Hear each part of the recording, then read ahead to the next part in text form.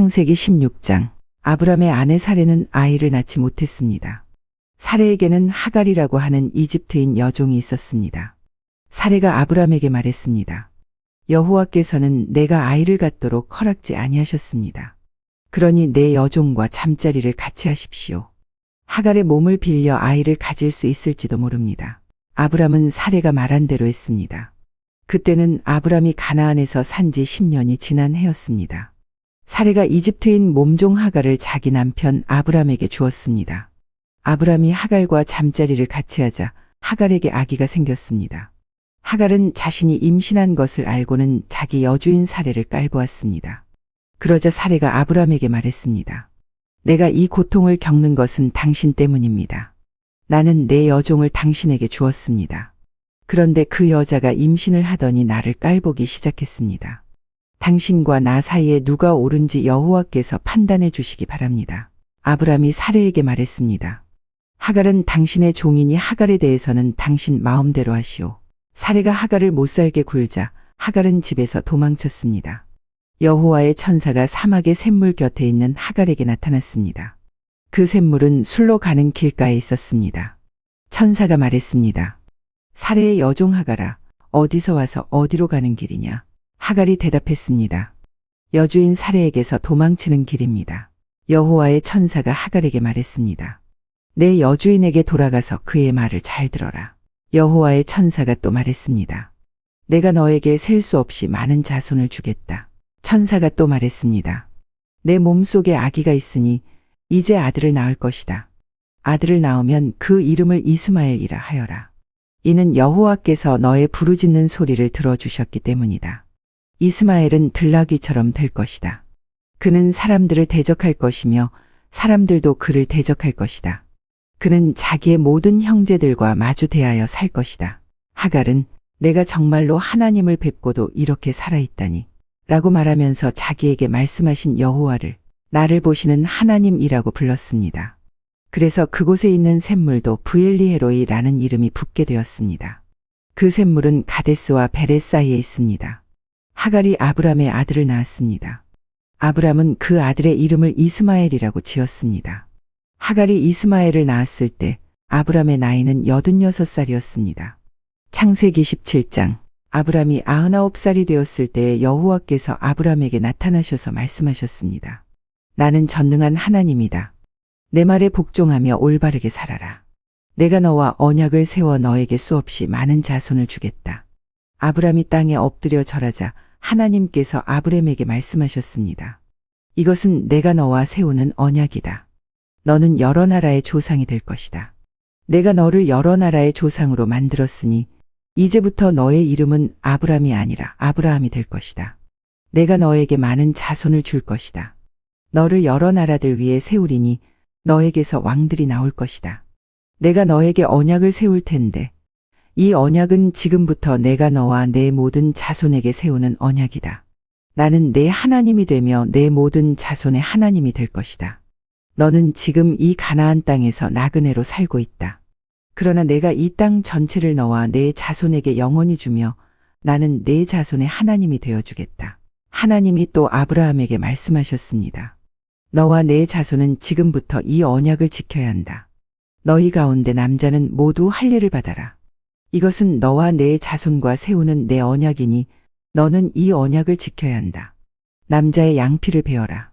이것이 나와 너희 사이에 세운 언약의 표시가 될 것이다. 지금부터 남자아이는 태어난 지 8일 만에 할례를 받을 것이다.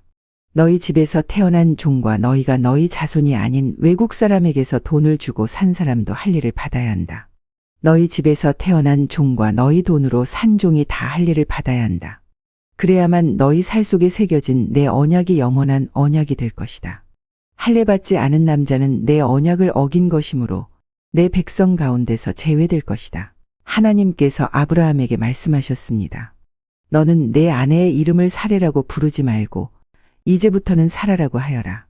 내가 사라에게 복을 주어 너를 위해 아들을 낳게 할 것이다. 또 내가 사라에게 복을 줄 것이니 사라는 여러 나라의 어머니가 되며 여러 나라의 왕들이 사라에게서 나올 것이다. 아브라함은 얼굴을 땅에 대고 엎드린 채 웃으며 마음으로 혼잣말을 했습니다. 어떻게 100살이나 먹은 사람이 아기를 낳을 수 있을까? 사라는 나이가 90살인데 어떻게 아기를 낳을 수 있을까? 아브라함이 하나님께 말했습니다. 이스마엘이나 하나님께 복을 받으며 살기를 바랍니다. 하나님께서 말씀하셨습니다. 아니다. 내 아내 사라가 아들을 낳을 것이니 아들을 낳으면 그 이름을 이삭이라고 하여라. 내가 내 아들과 내 언약을 세울 것이니 그 언약은 내 아들의 자손과 세울 영원한 언약이 될 것이다. 내가 이스마엘에 대해 한 말은 내가 다 들었다. 이스마엘에게도 내가 복을 주어 그에게 많은 자손과 후손이 있게 하며 번성하게 할 것이다. 이스마엘은 큰 지도자 12명의 아버지가 되고 큰 나라를 이룰 것이다. 그러나 나는 내 언약을 이삭과 세운다. 이삭은 사라가 내년 이맘때쯤 낳을 것이다. 하나님께서는 아브라함과 말씀을 나누신 뒤에 아브라함을 떠나 하늘로 올라가셨습니다. 아브라함은 이스마엘을 비롯해 자기 집에서 태어난 모든 남자를 불러 모았습니다. 또 돈을 주고 산종들도 불러 모았습니다. 그날에 아브라함은 하나님께서 말씀하신 대로 자기 집의 모든 남자에게 할례를 베풀었습니다. 아브라함이 할례를 받은 때의 나이는 99살이었으며 아브라함의 아들 이스마엘이 할례를 받은 때의 나이는 13살이었습니다. 아브라함과 그의 아들 이스마엘은 같은 날에 할례를 받았습니다. 그리고 아브라함의 집에 있던 모든 남자들도 같은 날에 할례를 받았습니다. 아브라함의 집에서 태어난 종과 다른 나라 사람에게서 돈을 주고 산종들도 다 할례를 받았습니다. 창세기 18장 여호와께서 마므레의 커다란 나무들 가까운 곳에서 아브라함에게 다시 나타나셨습니다. 그때의 아브라함은 자기 장막문에 앉아 있었습니다. 그때는 가장 더운 한낮이었습니다. 아브라함이 눈을 들어보니 세 사람이 자기 가까이에 서 있었습니다. 아브라함은 그들을 보고 자기 장막에서 달려나와 땅에 엎드려 그들을 맞이했습니다. 아브라함이 말했습니다. 내 주여, 저를 좋게 여기신다면 주의 종 곁을 그냥 지나가지 마십시오.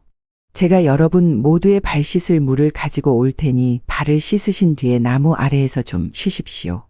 제가 음식을 조금 가져올 테니 드시고 기운을 차리신 다음에 다시 길을 떠나도록 하십시오. 그들이 말했습니다. 좋소.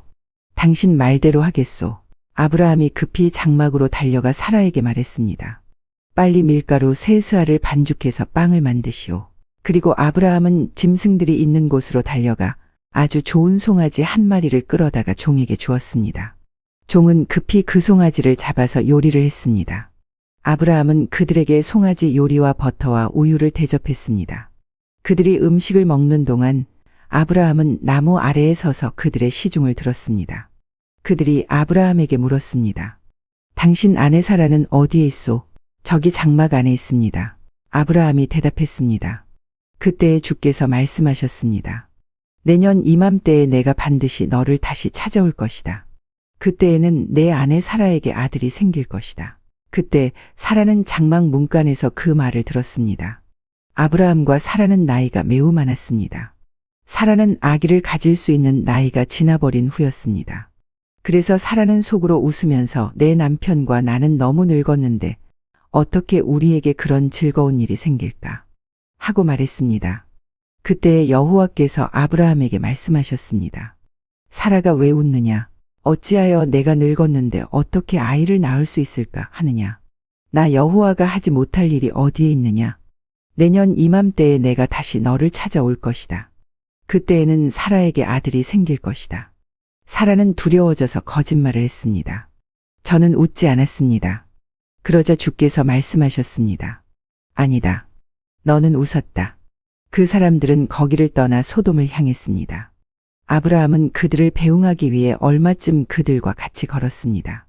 여호와께서 말씀하셨습니다. 내가 지금 하려고 하는 일을 어떻게 아브라함에게 숨기겠느냐? 아브라함은 크고 강한 나라가 될 것이며 이 땅의 모든 나라들이 아브라함으로 인하여 복을 받을 것이다. 나는 아브라함이 자기 자녀들과 자손들을 가르쳐 여호와의 길을 잘 따르게 하기 위해 그를 선택했다. 그의 자손이 아브라함에게 배운 대로 하면 나 여호와가 아브라함에게 한 모든 약속을 지키겠다. 여호와께서 또 말씀하셨습니다. 나는 소돔과 고모라 백성에 대한 나쁜 이야기를 많이 들었다. 그들은 너무나 악하다. 이제 내가 내려가서 그들이 정말로 그토록 악한지 또는 그렇지 않은지를 살펴볼 것이다. 그리하여 그들은 그곳을 떠나 소돔 쪽으로 갔습니다. 하지만 아브라함은 그대로 여호와 앞에 서 있었습니다. 아브라함이 주께 다가가 말씀드렸습니다. 주여, 착한 사람들도 저 악한 사람들과 함께 멸망시키시겠습니까? 만약 저 성 안에 착한 사람 50명이 있으면 어떻게 하시겠습니까? 그래도 저 성을 멸망시키시겠습니까? 저 안에 살고 있는 착한 사람 50명을 위해 저 성을 용서하지 않으시겠습니까? 제발 착한 사람을 악한 사람들과 함께 멸망시키지 말아 주십시오. 그러면 의인이나 악인이나 마찬가지가 되지 않습니까? 주께서는 온 땅의 심판자이십니다. 그러니 옳은 판단을 내리셔야 하지 않겠습니까? 여호와께서 말씀하셨습니다. 만약 저 소돔 성 안에 착한 사람 50명이 있다면 그들을 보아서라도 저 성 전체를 구원해 줄 것이다. 그러자 아브라함이 말했습니다. 저는 먼지나 재에 지나지 않지만 감히 주께 말씀드리겠습니다. 만약 저 성 안에 착한 사람이 45명밖에 없다면 어떻게 하시겠습니까? 5명이 부족하다고 해서 저 성 전체를 멸망시키시겠습니까? 여호와께서 말씀하셨습니다. 만약 저 성 안에 착한 사람 45명이 있다면 저 성을 멸망시키지 않을 것이다. 아브라함이 또 여호와께 말했습니다. 만약 착한 사람이 40명밖에 없다면 어떻게 하시겠습니까? 여호와께서 말씀하셨습니다. 착한 사람이 40명만 있어도 저 성을 멸망시키지 않을 것이다. 아브라함이 또 여호와께 말했습니다. 주여, 노하지 마시고 제가 드리는 말씀을 들어주십시오. 만약 저 성 안에 착한 사람이 30명밖에 없다면 어떻게 하시겠습니까? 주께서 말씀하셨습니다. 착한 사람이 30명만 있어도 저 성을 멸망시키지 않을 것이다. 아브라함이 또 여호와께 말했습니다. 감히 주께 말씀드립니다. 만약 착한 사람이 20명 있다면 어떻게 하시겠습니까? 여호와께서 말씀하셨습니다. 착한 사람이 20명만 있어도 저 성을 멸망시키지 않을 것이다. 아브라함이 또 여호와께 말했습니다. 주여, 노하지 마시고 마지막으로 한 번만 더 말씀드리게 해주십시오. 만약 10명이 있으면 어떻게 하시겠습니까? 여호와께서 말씀하셨습니다. 착한 사람이 10명만 있어도 저 성을 멸망시키지 않을 것이다. 여호와께서는 아브라함과 말씀을 마치신 뒤에 그곳을 떠나셨습니다. 아브라함도 자기 집으로 돌아갔습니다.